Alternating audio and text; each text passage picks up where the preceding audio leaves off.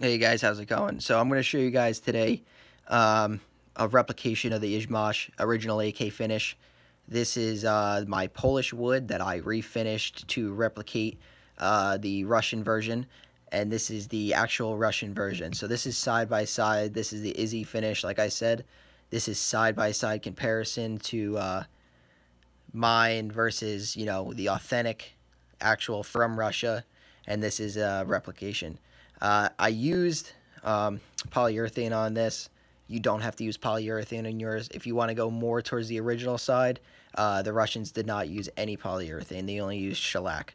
So I'm going to show you guys just the shellac version. I'm not going to go through the processes of polyurethane or anything like that. This is also a Polish handguard that I did in the same color, as you guys could see. They match pretty well. You're not going to tell the difference. You really, honestly, in person, you can't tell the difference of the colors because you're pretty much going to be using the same exact process that they did. This is a Type 3 Russian AK pistol grip that is also done in the Izzy stain. So they look good together, man. They look really good together. You really can't tell, like I said, unless you're really inspecting them. So all you're going to need, the hardest part that I thought of the whole entire thing, this is also going to be a really quick project for you guys. When you get your wood in, or if you already have existing wood that you guys want to redo, sand it down. Sanding's pretty self-explanatory. Just sand with the grain, not against the grain, and make the wood smooth. So that's pretty much all the tips I'm going to show you guys on how to sand, because I'm not going to get into that. I'm going to make a quick video for you guys. And then the hardest part, honestly, was trying to find iodine, colored iodine. Today's age, they are not making colored iodine anymore. They're going with the clear iodine, and you have to get it at like a pharmacy, which is kind of ridiculous. I went to Walmart, asked their pharmacy, and looked in their sections. I couldn't find colored iodine. They only had the clear. CVS, Walgreens, I checked, and I called a bunch of places. So I finally went online and did my research, and go to show that Target had it. So I went to Target and picked up some color iodine. It's a pretty decent sized bottle for, like, you could do a lot of, different stocks or different furniture with this. If you guys want to replicate this on like an older gun or anything like that, not an AK, but like I said, you could use this for a lot of things. Also, if you get cut, it's good. So trying to find that's probably one of the hardest parts. And then shellac. This is the amber shellac. Make sure to get amber shellac.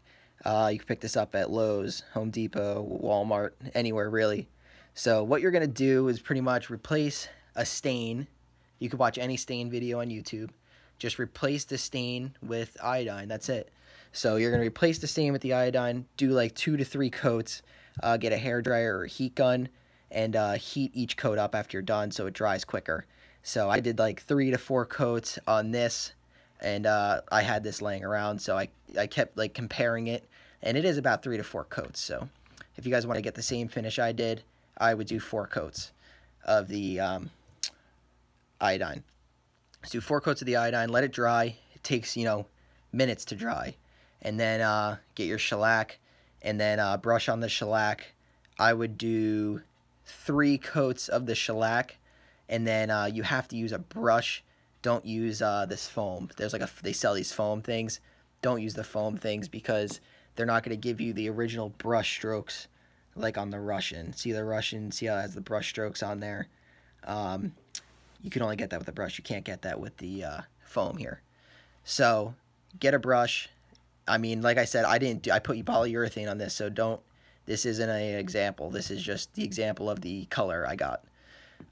Use a brush with the shellac, and you'll get a pretty close finish to this.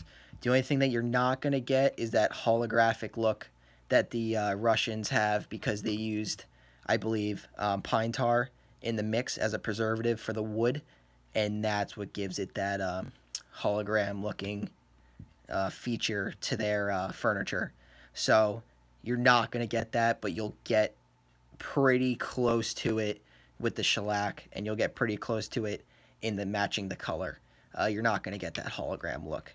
If you go on AK Files, there's probably recipes on how to make an exact replica of this, but I didn't see a version or a video out there showing you guys, the simplest way to do it. And this is definitely the simplest way to do it. You could have this done beginning to end in like, 1.5, 2 hours from beginning, from sanding the wood to finished product. So that's the best part about this project is quick. You're not waiting 24 hours for polyurethane to dry. You're not waiting for the stain to dry for 8 hours. It's a pretty quick process.